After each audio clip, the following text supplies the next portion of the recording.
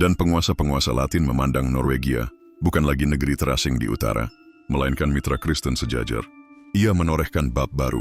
Norwegia kini duduk dalam lingkaran kekuasaan Eropa, pemerintahan yang stabil.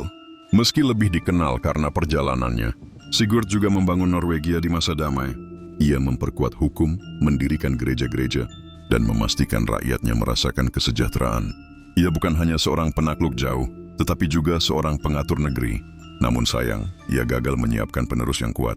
Setelah wafatnya, Norwegia jatuh ke dalam perang saudara yang panjang. Dari kelemahan itu, lahirlah penderitaan, tapi juga pelajaran bahwa seorang raja sebesar apapun tetap harus memikirkan generasi setelahnya. Legenda yang tak pernah padam.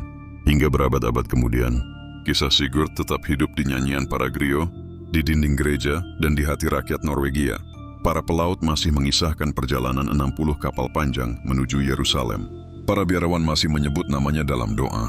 Sebagai raja yang berlutut di gereja makam kudus tanpa mahkota, warisan sejati Sigurd adalah kisahnya, kisah seorang Viking yang berubah menjadi penziarah, seorang raja yang lebih memilih jalan panjang, penuh darah dan doa daripada kenyamanan takhta. Epilog warisan. Sigurd Jorsalfar mengajarkan bahwa keberanian dan iman bisa menyatu, bahwa lautan luas bukan penghalang bagi mereka yang dipanggil oleh tujuan suci, dan bahwa seorang raja tidak hanya dikenang karena istana yang ia bangun, tetapi karena langkah-langkah yang ia tinggalkan di tanah asing. Ia meninggalkan Norwegia dengan kehormatan, meninggalkan Eropa dengan kekaguman, dan meninggalkan sejarah dengan legenda. Raja Sigurd ini tetap hidup dalam ingatan dunia sebagai raja, penyeberang laut suci, sosok yang membawa semangat, Viking ke tanah suci, lalu kembali membawa cahaya iman ke negeri utara.